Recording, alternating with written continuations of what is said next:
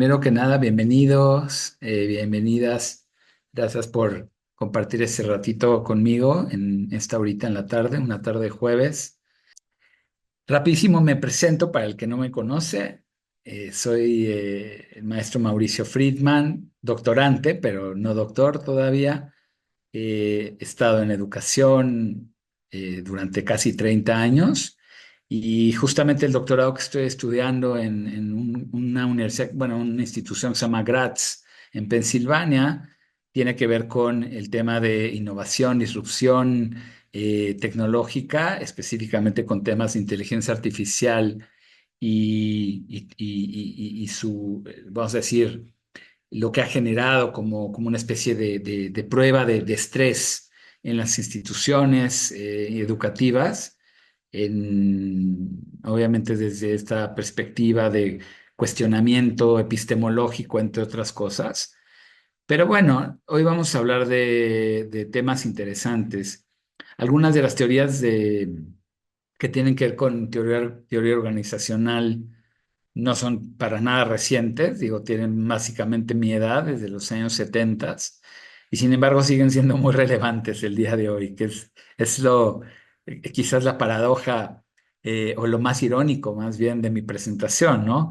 Hablo de por qué las instituciones educativas cambian tan poco y podemos abordar teorías, otra vez, de teoría organizacional de los años 70, algunas más recientes, de los años 2000 y algunas mucho más recientes, porque tiene que ver también con el tema de innovación e IA, y son tan relevantes como lo fueron en el momento en que fueron escritas. Y creo que eso nos muestra como una casi estudio de caso de cómo esta frase de que las instituciones educativas cambian de manera muy lenta es una gran verdad. Bueno, pues vamos a entrar en materia. La idea es un poquito presentar en alrededor de unos 30 minutos, 35 minutos y después abrir el foro para discutir, para dialogar, para platicar, para preguntar y responder o simplemente para comentar. Bueno, entonces, esta plática fue pensada por un lado para educadores, para directores, para gente que tiene o no tiene de alguna manera un puesto en donde pueda tomar decisiones, puede impactar directamente en las políticas institucionales o en la cultura institucional de una institución o no. O sea, aquí también creo que parte de la discusión de los argumentos que voy a dar tienen que ver también con el lugar del educador, el docente, el aula en todo esto y finalmente también qué puede hacer al respecto del educador que no toma las decisiones vamos a decir que necesariamente impactan este tipo de fenómenos que se dan en las escuelas o en las instituciones educativas. Entonces empezamos con la pregunta, ¿por qué si todos dicen querer cambiar, al final es tan lento el cambio o es nulo el cambio? Y bueno, acá pongo, no es una pregunta retórica, es una pregunta muy honesta y creo que todo el mundo que ha trabajado en una institución educativa de alguna manera se da cuenta. Y la respuesta es compleja, porque no es falta de voluntad, no es tampoco resistencia, solamente resistencia al cambio, hay resistencia al cambio, habrá ciertos elementos dentro de la institución que no quieran cambiar o que simplemente no tenga voluntad para hacerlo, pero vamos a decir que sí hay un deseo genuino de transformación institucional, pero no se da como se debería de dar, o a la velocidad o al ritmo, o con cierta constancia o con cierta congruencia con la que quisiéramos, y no necesariamente tiene que ver con, otra vez, ¿no? Con que sea uno conservador o perezoso o que no quiera cambiar o simplemente que pues tenga uno pereza en hacerlo. Es más profundo, es estructural y bueno, me parece apasionante, interesante. Y bueno, tenemos que hablar de teoría organizacional y lo vamos a hacer en la presentación y también en el momento donde podamos abrir el foro a comentarios y a preguntas. Vamos a ver básicamente cuatro ideas. Uno es la escuela como una organización muy peculiar, muy diferente, y eso es parte de la razón por la que los cambios en las instituciones educativas se dan de manera muy, muy, muy lenta, si es que se llegan a dar. Otra idea, como les dije, que es prácticamente contemporánea a mí, de 1977, yo nací en el 76, se llama decoupling, pero siguen siendo personas, teóricos muy, muy autoritarios, autoritativos, muy centrales, muy importantes en teoría organizacional, Meyer y Rowan.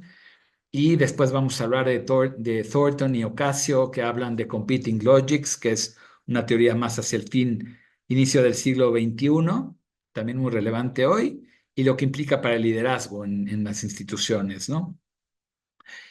Entonces, ¿por qué son organizaciones tan peculiares? ¿Qué tipo de organización es una escuela? Evidentemente, si la tratamos como una empresa, vamos a errar. Si la tratamos como un hospital, si la tratamos como otro tipo de institución, eh, como líderes educativos, pues vamos a fallar. ¿Y por qué? Porque las escuelas, las instituciones educativas tienen particularidades que no podemos, evidentemente, encontrar en otro tipo de instituciones o de organizaciones. Y algunas de ellas son estas, y me quiero quedar un poquito también en ejemplificarlas. Uno son metas ambiguas. O sea, hay mucha ambigüedad en lo que sería un rendimiento vamos a decir, en lo que sería considerado éxito, ¿no? O sería considerado óptimo. ¿Qué significa formar personas íntegras? Para unos es algo y para otras es otra cosa. ¿Cómo se mide el pensamiento crítico o la formación de un ser humano, ¿no? Esos objetivos educativos son muy difíciles de definir y son casi imposibles de cuantificar. Entonces, de entrada, ahí tenemos una particularidad que tenemos en las escuelas que no tenemos en una empresa. En una empresa, los KPIs, los indicadores de éxito, pues son muy evidentes, ¿no? Cuántas ventas se lograron, cuántas redes se ampliaron, cuál fue el proceso de eficientar, de egresos e ingresos, etcétera. Acá estamos hablando de seres humanos, estamos hablando de ideas y estamos hablando de ideas que son terriblemente ambiguas y esa es un poquito la tesis de esta presentación. Si vamos alrededor a preguntarle a las 100 personas que trabajan en la misma escuela, o 500 o 200 o 30 o la que sean, dependiendo del tamaño de la escuela, qué es, eh, qué es conocimiento, cuál es el objetivo de una buena escuela, qué es la buena educación, probablemente vamos a encontrar 100 respuestas distintas si son 100 personas o 500 respuestas distintas si son 500 personas. Y eso es parte de la complejidad del asunto. Por otro lado, tenemos un entorno hiperregulado. Eh, el Estado, o sea, el Estado mexicano, el Estado en cualquier país, los padres de familia, los organismos acreditadores, las expectativas sociales van a ejercer presiones simultáneas y al menudo contradictorias sobre la institución, ¿no? Hay un constante necesidad de rendimiento de cuentas, de rendimiento de resultados, de evidenciar resultados, y todos estos diferentes actores no siempre están alineados. Para los padres, la definición de éxito, la definición del cumplimiento de objetivos puede ser una muy diferente a la que el Estado pide, ¿no? Entonces, otra vez tenemos complejidad. De nuevo, un producto invisible. No es inmediato, el aprendizaje no se ve de manera visible, es difícil de evidenciar como tal, ¿no? Tampoco a veces los resultados de un proceso de aprendizaje se pueden llegar a dar muchos años después, se pueden llegar a consolidar después, ¿no? Como una persona formada con una mirada amplia de mundo, con amplio criterio, con pensamiento crítico, metacognitivo, pero no en el momento.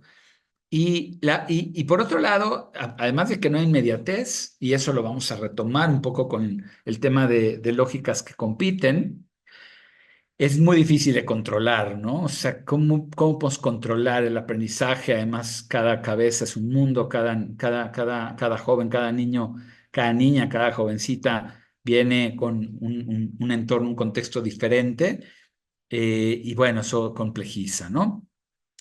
Evaluar la efectividad real de todo el proceso, del resultado de una institución educativa es complejo porque no necesariamente podemos decir que el que tiene la mejor prueba estandarizada estatal es la mejor escuela, ¿no? O sea, eso quizás sería un indicador de buen rendimiento académico, pero por supuesto que hay otros muchísimos indicadores y algunos de ellos ni siquiera son medibles, ¿no? O no son fáciles de cuantificar.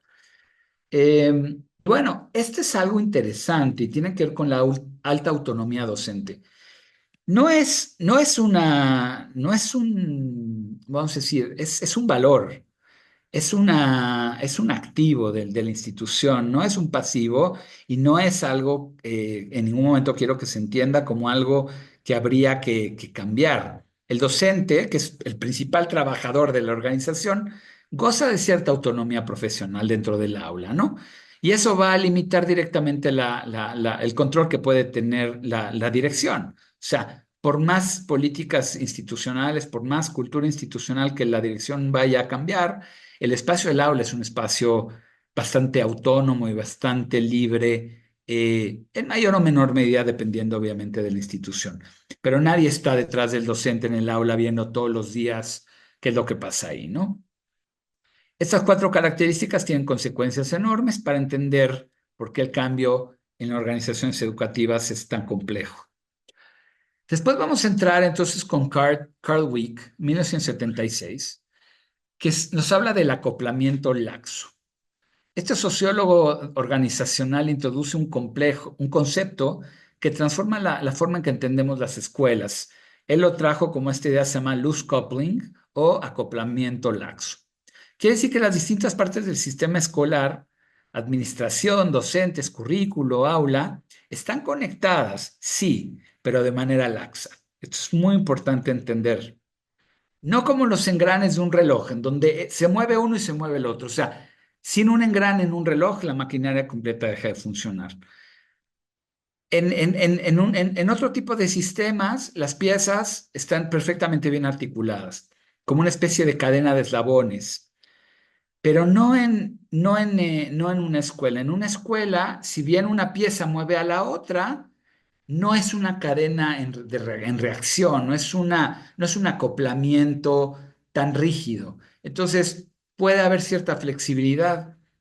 En los sistemas flojamente acoplados, dice Wick, los eventos son interdependientes, pero cada uno preserva su propia identidad y cierta separación física o lógica del resto, y es un ejemplo práctico, es así. El director decía implementa una nueva metodología de lo que ocurre en el aula del profesor González, más bien, el director de siempre entró en una nueva metodología. Más lo que ocurre en el aula del profesor González el martes a las 10 a.m. puede ser completamente distinto de lo que se decidió en la sala de juntas. ¿Por qué ocurre? No porque el docente sea rebelde o sea un mal profesor, sino porque el sistema está diseñado, aunque no de manera consciente, para que esto ocurra. Y esto es una propiedad estructural de una escuela, no es un defecto de la persona. Lo vamos a entender un poquito más a fondo también en las siguientes diapositivas. El liderazgo en sistemas flojamente acoplados, ¿qué significa esto? El acoplamiento laxo combina radicalmente lo que significa implementar un cambio.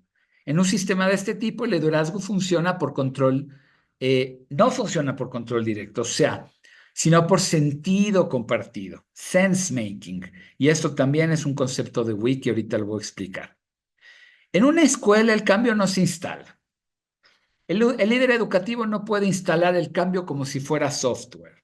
No, el aula tiene su propia lógica interna que resiste las imposiciones externas. Lo que sí puede hacer el líder educativo es crear condiciones de sentido. El liderazgo efectivo, institucional, educativo, consiste en crear las condiciones para que el cambio tenga sentido para quienes lo van a vivir cotidianamente. Esta es la primera gran implicación de la plática de hoy. Esto es contraintuitivo para directores en un modelo de gestión vertical, en donde lo que se dice, se hace. En una empresa, lo que se dice, se hace. Y es evidente. Entonces, acá tenemos un primer diagnóstico teórico. En educación, el control es una ilusión. Eso pueden anotarlo, ¿ok? El control es una ilusión porque finalmente tú no puedes estar metido como director en todas las aulas, en todos los espacios donde en el día a día se está dando la interacción, se está dando el diálogo, se está haciendo la relación, el vínculo. Y en realidad ahí es donde se hace la educación. La educación no se hace en el papel, en la teoría, no se hace en la currícula, no se hace en las políticas institucionales, en la visión, en la misión. La educación se hace en el aula. ¿Ok? Entonces, bueno, vamos a seguir. Ahora hay otra idea, 1977, de Meyer y Rowan, que se llama decoupling. Aquí habíamos hablado de una acoplación laxa y aquí hablamos de una desacoplación, de una desarticulación. ¿Y qué significa esto? John Mayer y Brian Rowan publicaron uno de los textos más citados en la sociología de las organizaciones. Institutionalized Organizations, Formal Structure Smith and Serum. Una estructura formal de una organización educativa como si fuese mito y ceremonia. Interesante. Las organizaciones formales adoptan estructuras que son valoradas en el entorno institucional por razones de legitimidad y no necesariamente de eficiencia técnica. ¿Qué significa esto? Para muchas de las cosas que hacemos en instituciones educativas, tener un plan de estudio documentado, certificaciones de calidad, programas de formación docente, reportes de resultados, se hacen no porque están demostradas como efectivas, sino porque es lo que se espera de una buena escuela. Y eso es ceremonia, eso es un poquito como lo que se esperaría de lo que una institución educativa tendría que hacer, tendría que tener dentro de toda su organización. Adoptamos estructuras formales para parecer legítimos ante padres de familia, autoridades educativas, organismos acreditadores y la opinión pública, y la legitimidad va a venir primero que la eficiencia, ¿no? Entonces, esto es obviamente la teoría de decoupling y ahorita vamos a hablar un poquito más de ella. ¿Cuál es el concepto central? Cada organización adopta estructuras formales para ganar legitimidad, pero estas estructuras no están conectadas con lo que ocurre en la práctica cotidiana. Se produce un desacoplamiento entre la estructura formal y la actividad real. El desacoplamiento entre la estructura formal y las actividades técnicas protege a la organización de ser evaluada por sus resultados reales. El decoupling en acción. Evaluación por competencias frente a un examen de memorización, un examen de estandarización, que podría ser un examen de ingreso a la universidad en ciertos casos, o vamos a decir, en ciertos casos donde hay materias que son altamente reguladas por la currícula estatal, hay ciertas exigencias, hay una expectativa de un examen que demuestre el conocimiento y el aprendizaje de estos conocimientos.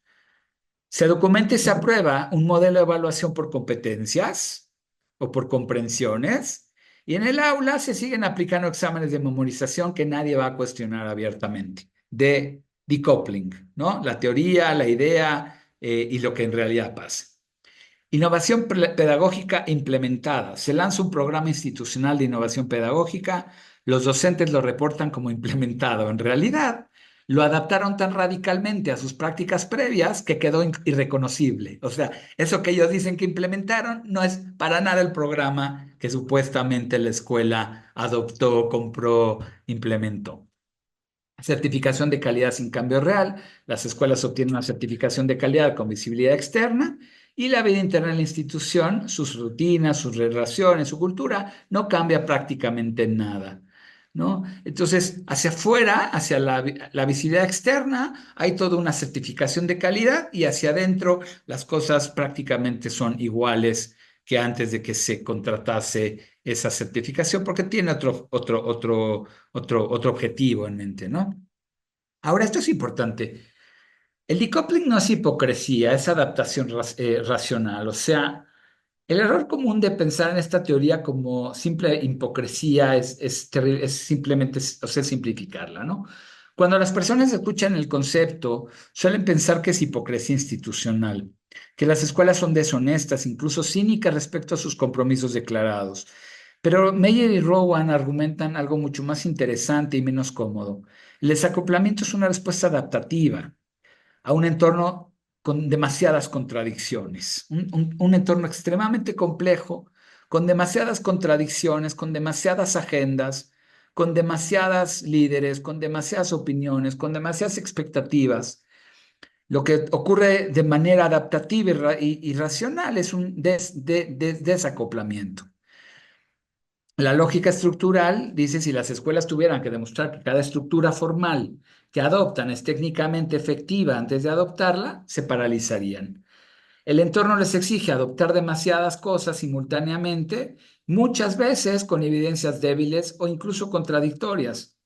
El decoupling permite sobrevivir institucionalmente mientras se mantiene cierta autonomía operativa, pero también hace que el cambio real sea extremadamente difícil. El sistema aprende a cambiar en la superficie sin generar cambios estructurales, cambios profundos. La implicación crítica para líderes que quieren cambios reales. Si eres un líder que quiere cambio real en tu institución educativa y no solo cosmético, superficial, el decoupling es tu principal obstáculo estructural.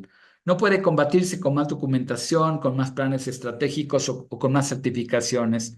Eso solo va a añadir nuevas capas de desacoplamiento sobre las existentes. La trampa habitual es responder al desacoplamiento con más estructura formal, nuevos documentos, más capacitaciones, más planes de mejora continua que finalmente nadie va a implementar. La única salida real es ir al núcleo técnico. ¿Cuál es el núcleo técnico? El aula. Ahorita lo van a entender. Y eso es lo que ocurre día a día. Ahí es donde se hace la educación en la escuela, en la relación entre el docente y el estudiante. Y eso requiere una estrategia radicalmente distinta a la gestión institucional tradicional. No estoy diciendo que el líder educativo, el líder institucional se tiene que meter al aula. No, no. Lo que estoy diciendo es que el cambio se va a dar en el aula. Y si la política institucional y si todas estas diferentes capas, ¿no? Que aparentemente están tratando de hacer cambios, no terminan impactando ese núcleo técnico, el cambio en una escuela no se va a dar, no se va a dar de manera profunda. Entonces, la pregunta es cómo logramos que sí impacte al aula mientras se le sigue dando el nivel de autonomía, obviamente, y de respeto y de autoridad al docente. Acá viene otra de las ideas que me parecen muy poderosas, se llaman Competing Logics. Esta es una idea del 2012. May y Rowan van a explicar cómo las organizaciones adoptan estructuras para ganar legitimidad. Pero hay una pregunta que no responde él del todo. ¿Legítimas ante quién? ¿Quién define que es una buena escuela? Y aquí entra una perspectiva más reciente y enormemente poderosa para entender los conflictos cotidianos en las instituciones educativas y es la perspectiva de las lógicas institucionales. Las lógicas institucionales son los principios organizadores de la sociedad que hacen que los actores le den sentido a sus actividades y a su existencia. El concepto fue desarrollado por Patricia Thornton y William Ocasio y expandido por Michael Lounsbury, culminando en The Institutional Logics Perspective. ¿Qué es una lógica institucional? Una lógica institucional es un sistema de creencias, valores, normas y prácticas que define cómo debe funcionar un campo o una organización. Es la respuesta implícita, raramente articulada, a la pregunta fundamental: ¿para qué existe esta institución y qué es lo más importante aquí? El problema y la fuente de muchos de los conflictos que viven las instituciones educativas es que dentro de una sola escuela coexisten múltiples lógicas en tensión, muchas veces en franca competencia. Cada actor institucional habla desde una lógica diferente y esas diferencias raramente van a ser nombradas de manera explícita. 5 lógicas en competencia no son las únicas, son ejemplos. La lógica académica, el conocimiento y el aprendizaje son fines en sí mismos. Lo más importante es la calidad intelectual y la formación del pensamiento crítico. Pero hay una lógica del mercado. La escuela es un servicio a clientes. Lo más importante es la satisfacción, la empleabilidad y el retorno de inversión para las familias. Esa lógica no tiene nada que ver con la otra lógica. Puede o no, en muchos de los casos no. Lógica burocrática, la escuela es agente del Estado con misión de equidad social, lo más importante es el cumplimiento normativo y la rendición de cuentas. La lógica comunitaria, la escuela es una comunidad de valores compartidos, lo más importante es la identidad, el sentido de pertenencia y la transmisión cultural. Y la lógica de innovación, la escuela debe preparar para un futuro incierto, lo más importante es la adaptabilidad, la creatividad y la integración tecnológica. Un ejemplo vivido es la irrupción de la IA. La irrupción de la inteligencia artificial en los últimos 2 años es un ejemplo perfecto de cómo una nueva lógica, que es esta lógica tecnológica de adaptación acelerada, choca frontalmente con las lógicas ya establecidas en la institución. La lógica académica reacciona. ¿Cómo garantizamos el rigor intelectual si los estudiantes pueden generar texto con un clic? ¿Esto no destruye el pensamiento crítico? La lógica del mercado reacciona. Tenemos que adaptarla ya o quedamos fuera del mercado. Los papás nos van a exigir que preparemos a sus hijos para el mundo real. Y en el mundo real hay IA y en el mundo real hay tecnologías, tecnologías innovadoras. Necesitamos prepararlos para estas tecnologías. Si no los preparamos, se van a ir de la escuela porque alguien más lo va a hacer. Lógica burocrática reacciona. ¿Cómo la alineamos con el currículo oficial? ¿Cuáles son las regulaciones aplicables? No podemos movernos sin respaldo normativo. ¿Por qué las lógicas en competencia paralizan el cambio?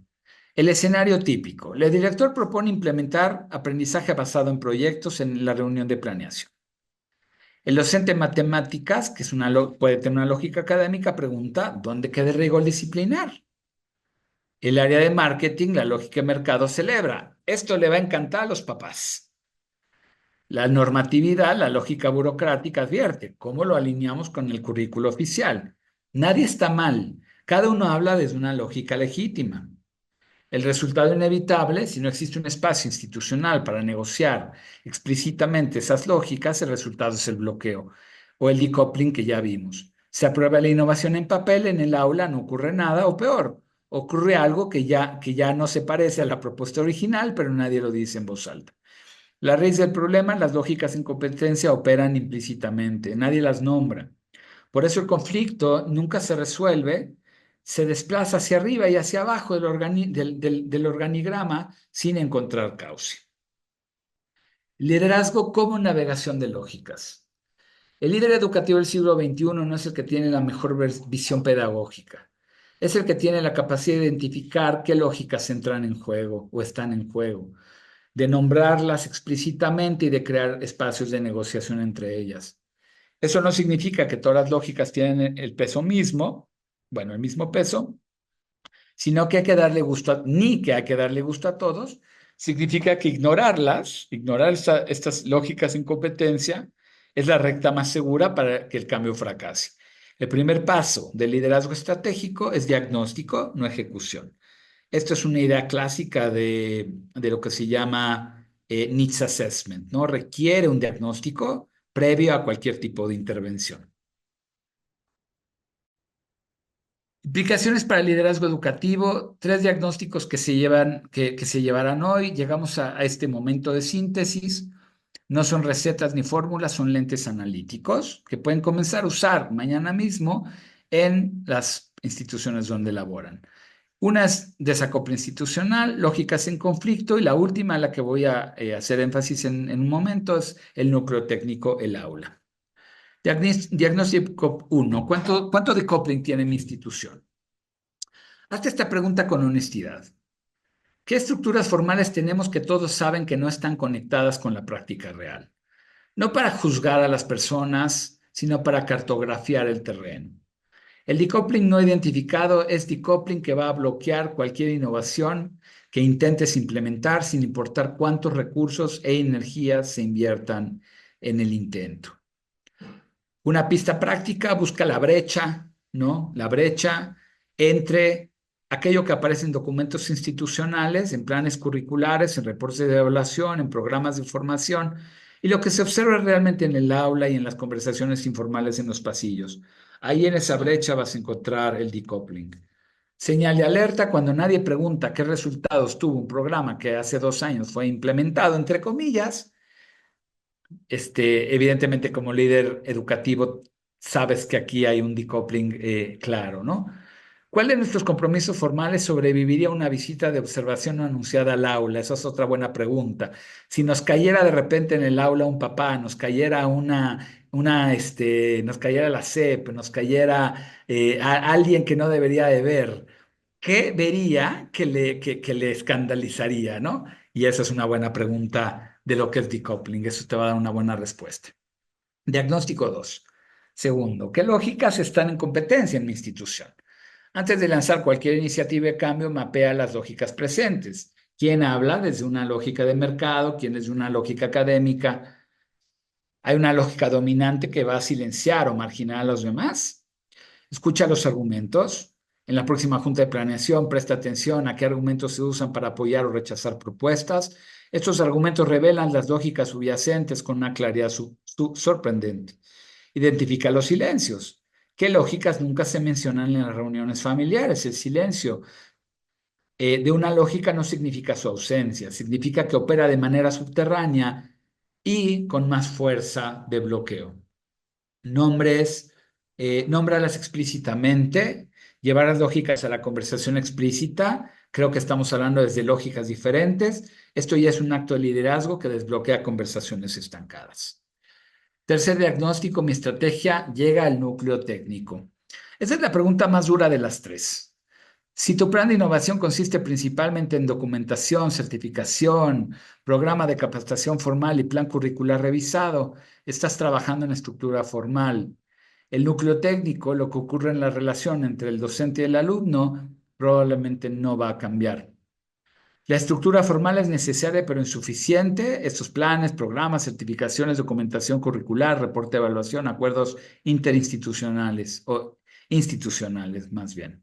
El núcleo técnico, desde donde el cambio ocurre o no, es la interacción concreta entre el docente y el estudiante y dedica al menos como líder educativo el mismo tiempo y la misma cantidad de recursos a este plano que al institucional y al administrativo. Y aquí voy a hacer un pequeño paréntesis porque voy a hablar desde el lugar de educador que soy y que aún estando en puestos directivos y aún viéndolo desde el otro lado, sigo siendo educador, sigo siendo docente y aquí es donde no estoy acusando absolutamente a nadie, pero me pregunto en qué medida las escuelas invierten en su recurso, que indudablemente es el recurso humano más importante que tienen. No hay otro que se le acerque, no hay otro que se asemeje, no hay otro más. Y ese es el educador. Y como el cambio se da en el aula, la inversión se debe de hacer en aquel que ocupa el aula y que de él o de ella va a ser posible el cambio. ¿Tenemos los mejores maestros? Si sí o si no, hay que preguntarse por qué. Tenemos las condiciones de estatus, obviamente de prestaciones laborales, económicas, de remuneración, de reconocimiento, de validación, de apoyo al activo más grande que tiene una institución educativa. Si la respuesta es no, entonces, mi estimado director, estás en problemas severos, porque todo lo demás que hagas no es donde realmente se da el cambio se da ahí en esa mesa que aparece en esta ilustración. Y la verdad es de que no puede uno solamente culpar a los maestros, porque los maestros a veces hacen lo que pueden, con lo que tienen. Hemos visto casos de escuelas que invierten en modelos increíbles, pero los maestros no tienen la menor idea de cómo implementarlos, porque ni siquiera es un tema estratégico, no es un tema técnico, es un tema de formación. Si tú necesitas implementar un modelo que es intradisciplinario, que es complejo, que parte del pensamiento crítico y de las competencias o de las comprensiones, y tú no eres un ser humano que ha desarrollado eso en ti, es imposible que lo puedas llevar al aula, ¿sí? Entonces, quizás por eso digo que las cosas no cambian, ¿no? O sea, 50 años después estamos viendo estas ideas y en las aulas no tenemos necesariamente a los mejores elementos, pero no por falta de voluntad, quizás por otras razones que acabo de mencionar, pero que ustedes pueden terminar de sacar sus propias conclusiones. Lo que la teoría organizacional le dice al liderazgo educativo hoy, la erupción de la inteligencia artificial, la presión por la innovación pedagógica, la transformación digital, la rendición de cuentas, todas las presiones que enfrentan hoy sus instituciones no son amenazas externas independientes. Son, en términos de la teoría que hemos discutido, nuevas lógicas institucionales que entran en colisión con las lógicas ya establecidas. en sus organizaciones y activan inevitablemente el decoupling como mecanismo de autoprotección y adaptación institucional. El líder reactivo, sin marco teórico, responde de manera ad hoc, apagando incendios, tomando decisiones que se contradicen entre sí y agotando a su equipo. El líder estratégico, con un marco teórico sólido, diseña una estrategia coherente de transformación institucional, no porque la teoría le dé respuestas fáciles, sino porque le da preguntas correctas. Síntesis que nos llevamos hoy. Comprender cómo funciona realmente la institución es el primer paso para transformarla. Acoplamiento laxo, los sistemas educativos preservan la autonomía del aula frente a los mandatos institucionales.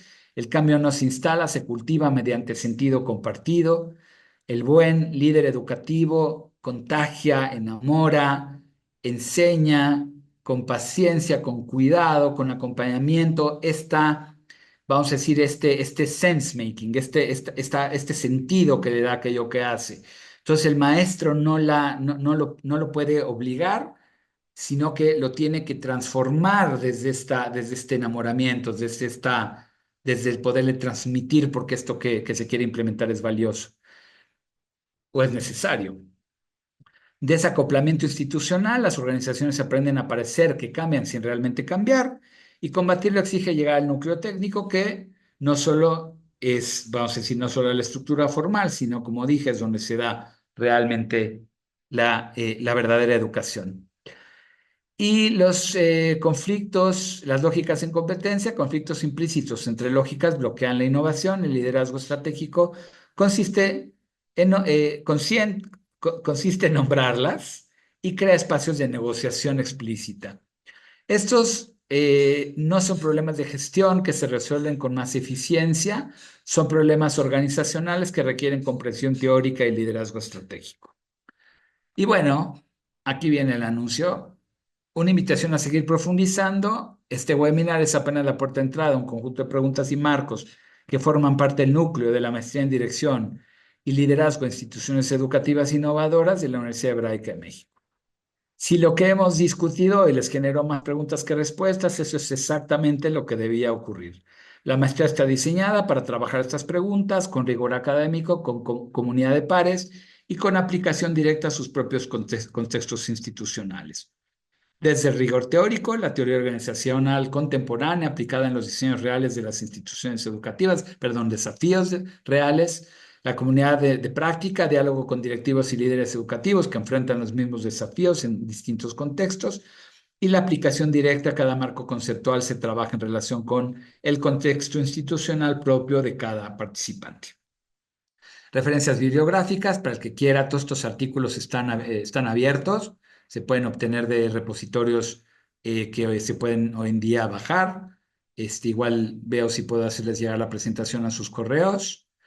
Y bueno, paramos la presentación y tenemos 15 minutitos para platicar. ¿Quién quiere comentar algo? Algo que les haya parecido interesante comentar, tiene sentido, lo sabían ya, por favor.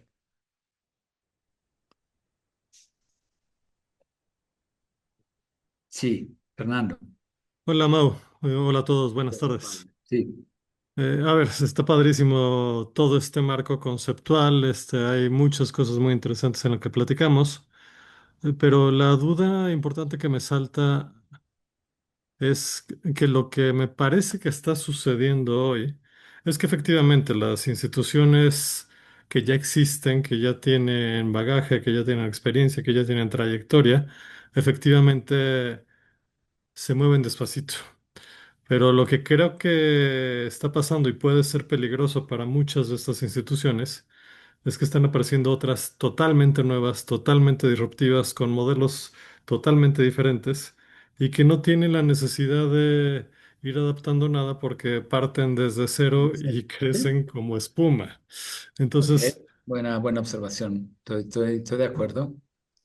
Estoy de entonces la acuerdo. pregunta es, sí, sí entiendo que es muy difícil para una institución y para una comunidad decir, hoy voy a cambiar, y empezarlo a realizar.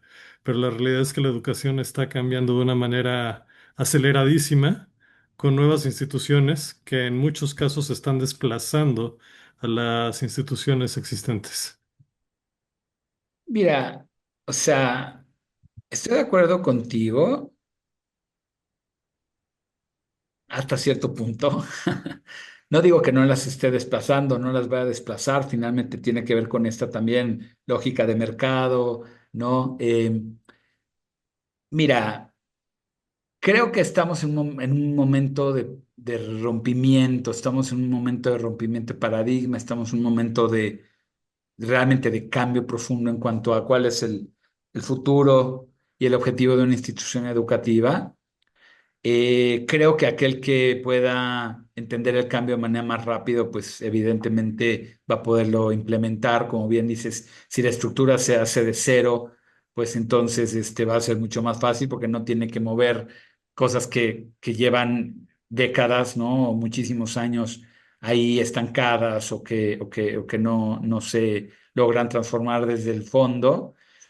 Pero pero bueno, otra vez, o sea, pienso finalmente que la escuela es la escuela, ¿no? O sea, la formación de jóvenes, de niños, no va a cambiar. O sea, por más que me vengas a decir que hay modelos en donde me van a leer la retina y me van a dar mi plan personalizado, la IA y el... O sea, para mí la educación sigue siendo un tema de vínculo relacional, ¿no? De diálogo, como decía Martin Buber, dialógico relacional sigue siendo un espacio de formación, de crecimiento, sigue siendo una comunidad. Pues esas cosas me parece que son irreemplazables, pero sí, el mundo y las instituciones se mueve a velocidades vertiginosas y habrá las que se puedan adaptar y habrá las que no se puedan adaptar. Y cuando una escuela finalmente no se puede adaptar, va a morir, ¿no? Va a ser, eventualmente va a ser irrelevante. Entonces, bueno, gracias, Fernando. Paula, sí. Bueno, pues muchas gracias. Buenas tardes a todos. Hola, Mauricio. La verdad siempre es un placer escucharte y sobre todo aprender, ¿no? Porque yo creo que si no aprendes algo de lo que estás escuchando, pues estás perdiendo el tiempo en general. Bueno, esa es mi manera de percibir las cosas. A mí lo que me llama la atención es justo, voy de acuerdo contigo en esta nueva forma de aprendizaje, o sea, en esta nueva forma de poder generar conocimiento, ¿no? En esta nueva forma epistemológica, por así decirlo.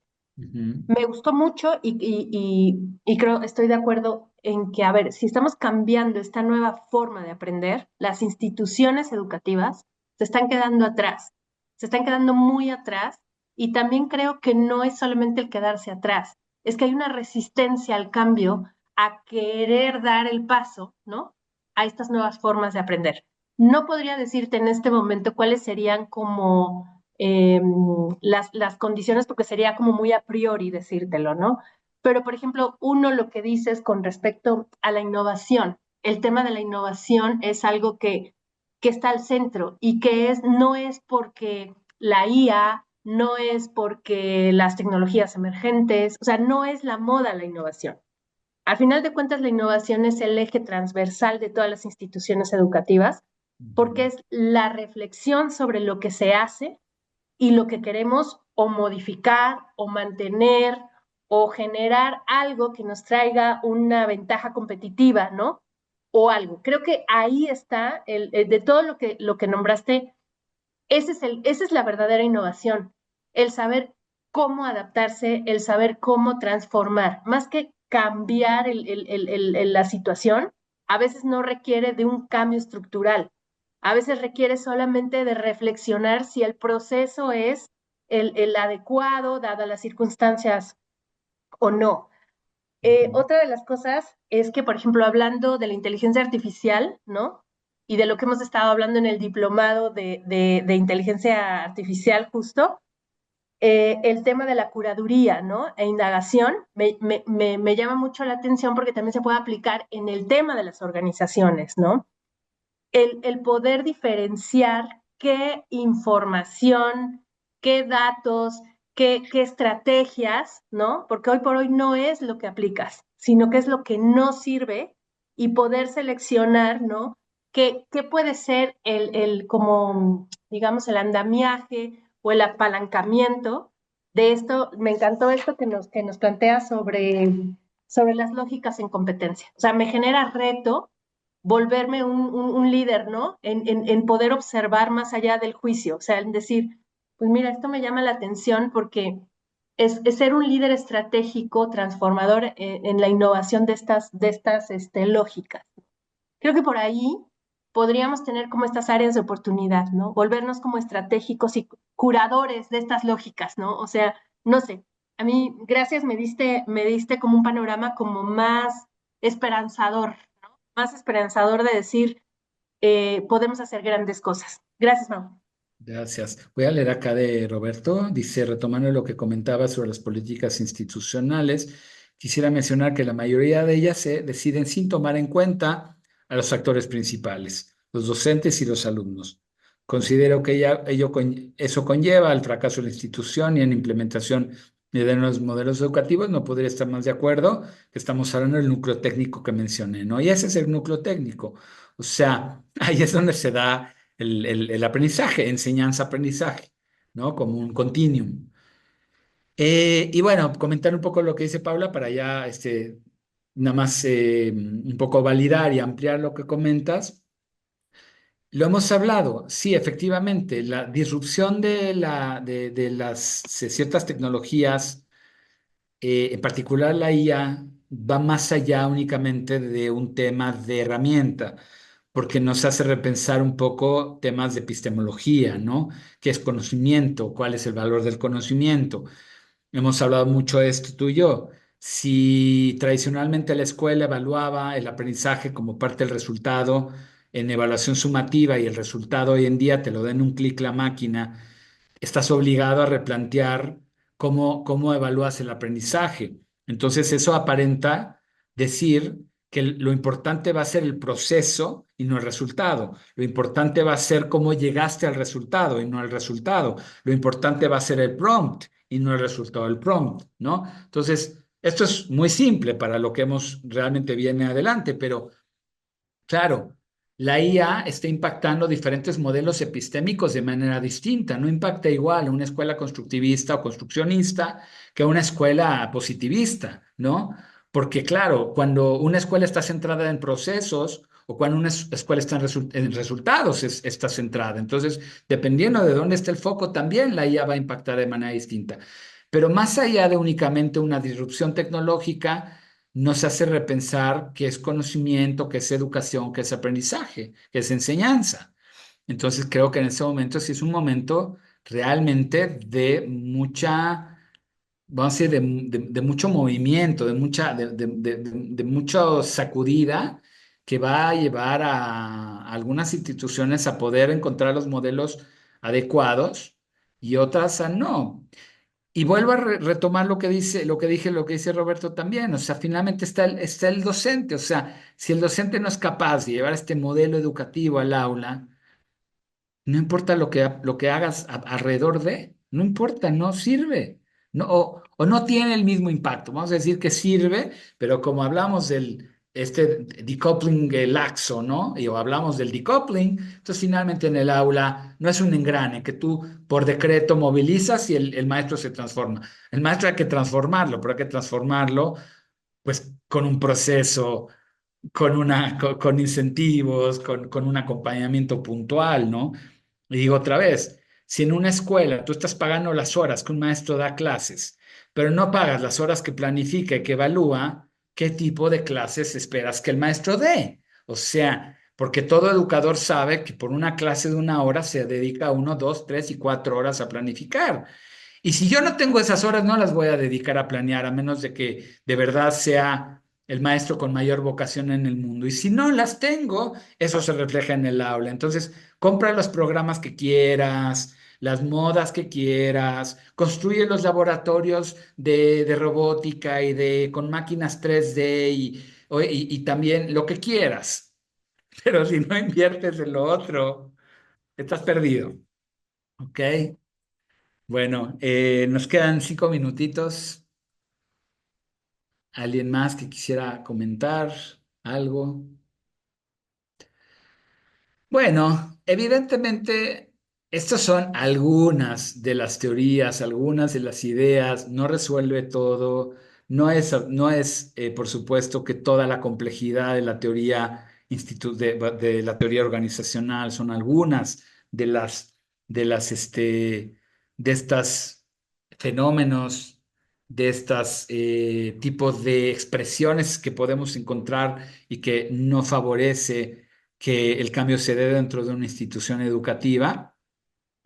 Por eso también siempre hemos dicho que cuando se trata de administrar una escuela como una empresa, no hay forma de lograrlo porque tiene otra esencia, tiene otro propósito, tiene otra materia prima, tiene otras expectativas de resultados. No estás generando en una fábrica, en una máquina, ¿no? No estás manufacturando nada. Maestro Miguel Ángel, quería comentar. Gracias, maestro. Bien, yo tengo una opinión extrema a lo que usted comenta. Ok, muy La bien. teoría sí resuelve.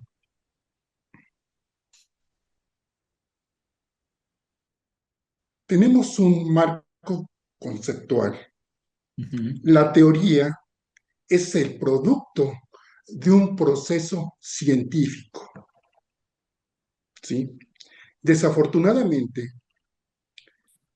yo identifico que hay un sesgo de interpretación ujú, porque hay una confusión conceptual ujú. al decir teoría y planteamiento hipotético. Ok. El planteamiento hipotético es un conjunto de supuestos y la teoría es el resultado de la comprobación. Ujú, En su exposición identifico diversas categorías de estudio focalizada a la institución, como empresa, como organización, como proceso educativo. Me parece interesante que usted, el profesor Fernando y la profesora Paula hicieron gala de conceptos innovadores muy interesantes, hablando de la disrupción de los programas educativos. Pero aquí hay una confrontación contemporánea en las sociedades del presente. Es decir, la sociedad moderna y la sociedad posmoderna. Y ya estamos hablando de una sociedad líquida donde se diluye los valores del ser humano, el compromiso, la voluntad, el propósito, los objetivos. Yo identifico, yo identifico que se diluyen los valores universales. Los valores siempre han existido y no van a cambiar. El desarrollo es desarrollo, el subdesarrollo tiene sus particularidades, el compromiso, ¿sí? Todos esos valores universales no cambian en su esencia. También estoy de acuerdo de que hay diferentes posiciones epistémicas, ¿sí? Y no vamos a comparar un modelo sociocrítico como un modelo humanista, ¿no? Cada uno tiene sus particularidades, es decir, ¿qué vamos a elegir? Y como dijera el sociólogo Bauman, que en ningún otro punto de la historia de la humanidad nos encontramos en un punto de inflexión. Los docentes debemos de aprender a seleccionar la información cuando ya el mundo está sobresaturado de la misma, ¿sí? Información fake, como dicen los chicos, yo ahí ya identifico un mestizaje de lenguaje. Usted al hablar de los anglicismos al español, ya hay un mestizaje, ya el lenguaje se está deformando. Estamos adaptando a la a nuestro modelo educativo otros conceptos de otras sociedades. ¿Sí? Eso influye en los modelos educativos, por supuesto. Por allí identifico ya una comunicación. Cierro mis comentarios. Me agradó mucho su exposición, maestro, y gracias a la universidad por correrme la invitación de invitarme. Yo tengo un postdoctorado en ciencias y un postdoctorado en filosofía y ciencias sociales. Actualmente formo parte del comité científico de la revista Docentes 2.0, que es una revista de vanguardia a nivel internacional. Muy interesante, maestro. Muchísimas gracias. Maestro, no, yo le agradezco su comentario, mire, qué bueno que tenga una opinión diferente a la mía y que usted pueda ser crítica y crítico en lo que comenta. Hablando de educación, Universidad Hebraica, quiero hacer un comentario interesante. Mire, en el Talmud aparece una historia muy interesante de un rabino, un sabio en su época, que se llamaba Yohanan ben Zakkai. Y Yohanan Ben Zakkai estaba llorando la muerte de su pareja de estudio, de su jebruta, que se llama Reish Lakish. Y entonces le dicen sus alumnos, pero maestro, ¿qué acaso entre nosotros no hay alguien que pueda como suplantarlo, estimular a usted? Dice, no, es que ustedes me validan, él me confrontaba, ¿no? Y únicamente en este espacio de fricción cognitiva se da crecimiento y se da aprendizaje. Así que le agradezco infinitamente su comentario, lo valoro mucho. Es una perspectiva muy valiosa y no cabe duda que viene desde un lugar de conocimiento experto. Muchas gracias. Bueno, pues terminamos con esto, la breve, lástima que no nos da para más, pero les agradezco muchísimo y que tengan bonita tarde.